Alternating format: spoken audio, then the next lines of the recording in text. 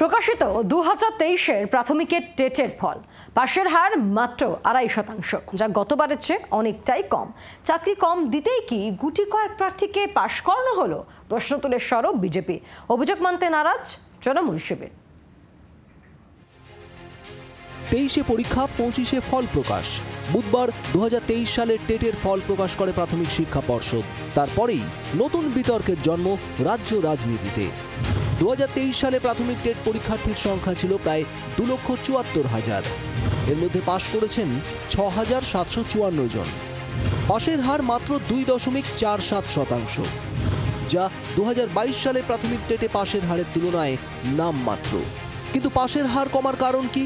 প্রশ্ন তুলে সরব হলেন কেন্দ্রীয় শিক্ষা প্রতিমন্ত্রী সুকান্ত মজুমদার। টেটের এই যে 2.something পাস করা, এটা কিন্তু অনেক প্রশ্নের জন্ম দিয়েছে। এর আগে এত বেশি পার্সেন্টেজ পাস করতো, হঠাৎ করে 2.something কেন হয়ে গেল?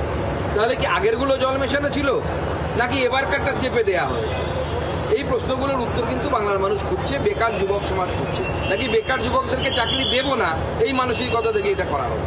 পাস করাবে না, তার কারণ চাকরি দিতে হবে, টাকা নেই। কলকাতা ভ্যানিস হয়ে গেছে, লন্ডন থেকে আরও এগিয়ে গেছে।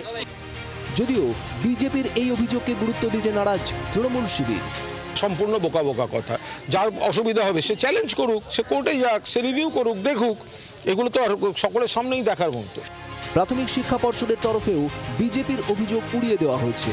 পর্ষদ সূত্রের দাবি, পরীক্ষার পরে কঠিন প্রশ্নপত্র নিয়ে কোনো অভিযোগ ওঠেনি, তাই পাশ ফেলের বিষয়টি পরীক্ষার্থীদের প্রস্তুতির উপরেই নির্ভর করছে। শ্রেয়সী গঙ্গোপাধ্যায়ের রিপোর্ট, জি 24 ঘন্টা।